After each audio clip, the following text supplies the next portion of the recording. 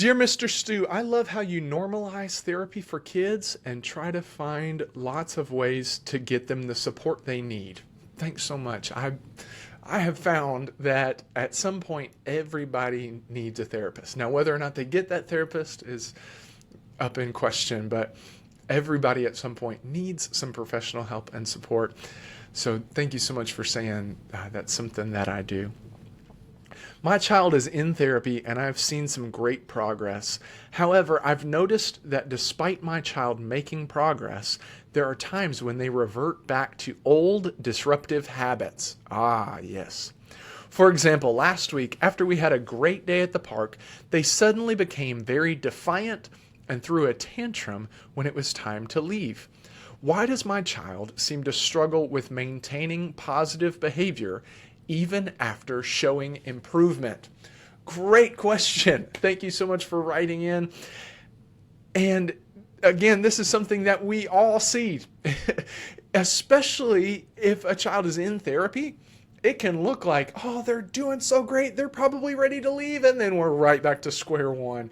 And it doesn't seem to make sense, especially when those things seem to be beneficial to the child. They're getting in trouble less, they're getting more of the things they want. Why is it that they have decided to go back? Why is it that they have decided to revert to these disruptive things that they used to do, that they didn't do for a while, and now they're choosing to do them again?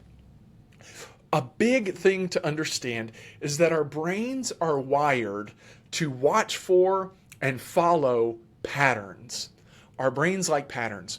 And the reason for that is our brains, as they experience a pattern, they see, ooh, we can stay safe in this pattern. We can stay alive in this pattern. So any change, even positive change, can be scary to the brain because the brain is wondering, I know this looks good, but are we going to stay alive? Are we going to stay alive as all of this change is going on? I know they say it's good, and I know we feel a little bit better, but it is not a proven system just yet. Can we stay alive this way? So the brain, when it experiences a pattern for a long time, and then it goes away from that pattern, and then it wants to go back to the old way because it's like, yeah, we dipped our toe in the water and we wanted to try it out a little bit, but I know we're going to stay safe and alive this other way. Or at least the brain will believe it's going to stay safe and alive the other way. So it can be stressful. Change is stressful. Even positive change is stressful, especially for children. Kids' brains do not like change, even positive change. They want to stick to the status quo. They want to stick to the pattern. So that is why you might see that revert happen sometimes, is because the child has experienced this pattern and it feels all safe and all good, and then their brain is like, wait, no, I don't feel safe. We need to go back to the old way, even though we were getting in more trouble, even though we were having more fights, whatever it might be. We need to go back to the old way because the old way was safe. So that is one of the reasons that can happen, that revert can happen. But remember that we as adults also go back to those disruptive things. How many times in your life as an adult, not as a child, but as an adult, how many times in your life have you gone in your head and you've been like, okay, I'm never doing that again. And then not too long after, you do that thing again. Or in your mind, you might be thinking like, oh, I need to make sure that I eat more vegetables, and then the vegetables are offered and you are not eating the vegetables. Or, oh, I need to make sure that I watch how much soda I drink, and then you are drinking more soda.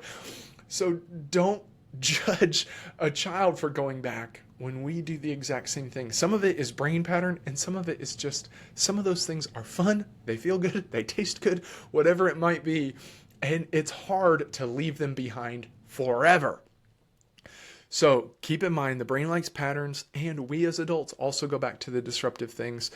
But the big thing to do to try to prevent some of that backpedaling or some of that backsliding is to stay consistent.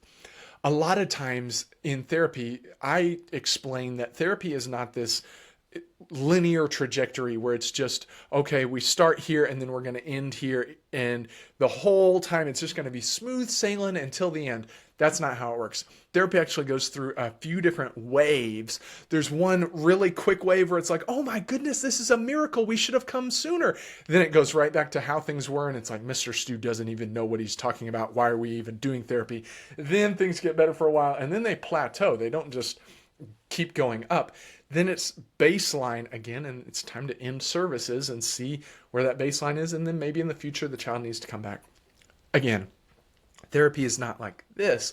It's like this. That's how therapy works. And parents and caregivers will come to me and say, I think we need to change something. I think they need to be on medication. I think all these different things, we need to add something, change something, do something different.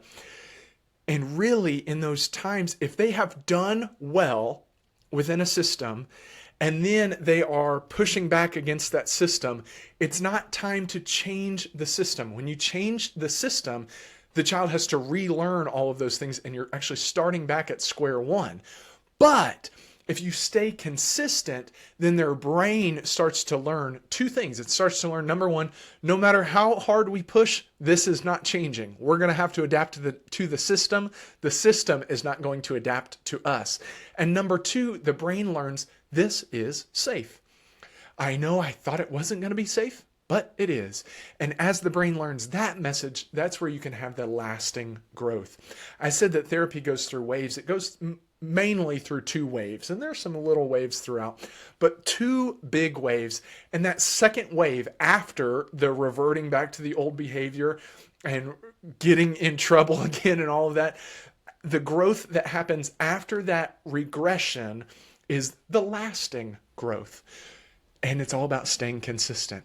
It can feel very stressful because it's like, oh my goodness, I need to make sure that we're going to change everything, and I need to start yelling more, and I need to start doing more things. Nope. Stay with the system that worked.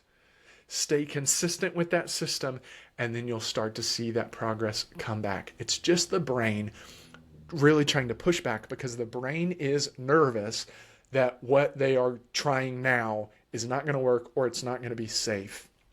Stay consistent, and then over time, you'll see it go back. But remember that growth is not this one line straight up. It's a big waves and roller coaster, and there's lots of things that can come up in the middle, and there's lots of things that can be happening inside the child's mind, and all sorts of different things that could be going on.